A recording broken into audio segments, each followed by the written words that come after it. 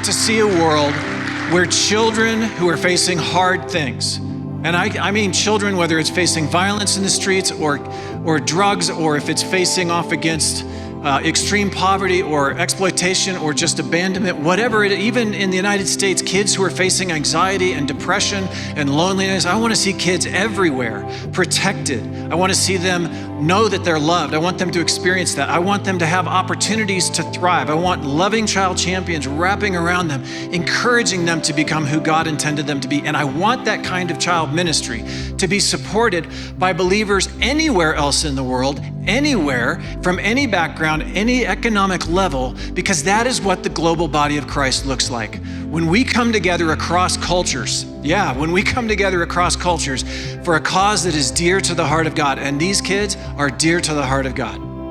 When we do that, we break down boundaries and we glorify God and we create a light in this world that will draw people to us. Like Ty mentioned earlier, when the church is at the center of that, when the church is the place where these kids are being loved and experiencing those opportunities, parents pay attention and parents show up, even broken families, right?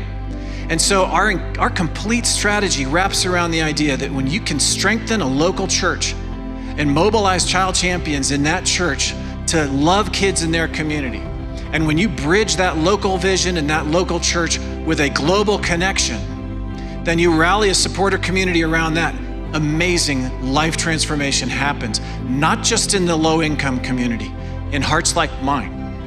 A Hope Center is not a place, it's a safe haven for love and relationships with adults who know those kids by name and care for those kids. It's creating an opportunity for those relationships to point those kids to Jesus, but doing it with a complete gospel, not just a declaration, not just a study, but a complete vision of the gospel. That is the gospel with muscles, the gospel in action, the gospel that won't leave you hungry, but will meet that need, because that's one way God demonstrates his love. We have a vision to see that happen at a whole new scale.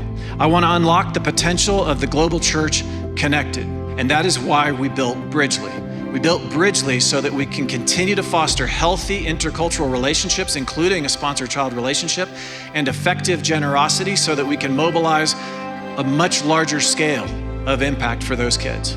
We are so excited about the potential of the Bridgely platform to build healthy relationships, to let people connect across cultures, and to mobilize generosity so that kids like Carlos can grow and be healthy, plant trees. Kids around the world can pursue, as it's been mentioned before, their God-given potential, but also that vocational calling. Because when you raise up a generation and send them out into their communities, they will transform their communities. So the police officer with integrity, the judge with integrity, the journalist with integrity, all of those roles, the future pastor of the church, they happen through that long-term strategic investment in children.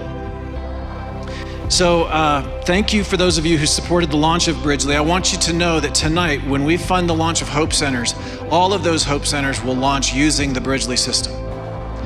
Yes. What that means, first, obviously, sponsors are going to have a much richer experience here, much greater connection. The days of wondering, is this kid real? Or I seem to get the same thing all the time, or I don't really know. There's transparency, there's much more frequent updates. It's going to be amazing sponsor experience. But the other thing that's happening is happening with a lot lower cost. The cost of this is much lower than the traditional model. And because of that, more money will move through the pipe to the Hope Center.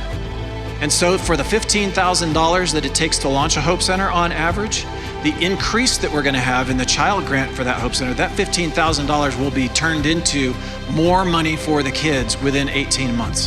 That $15,000 is matched in 18 months. In other words, if you were investing in something and you knew that would all return in 18 months and then everything after that was gravy, you'd make that investment. Am I right? So that's what you're doing. It's a catalytic investment when you launch a Hope Center using the Bridgely system.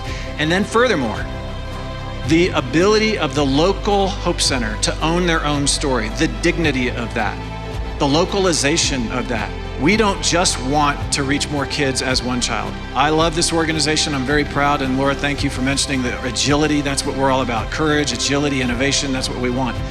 but not just to grow a brand, not just to grow an organization. It is to have maximum mission impact. And if we want to have maximum mission impact and actually bring an end to extreme poverty for every kid on this planet, it is a way bigger task than this organization. But there are a lot of other ministries out there.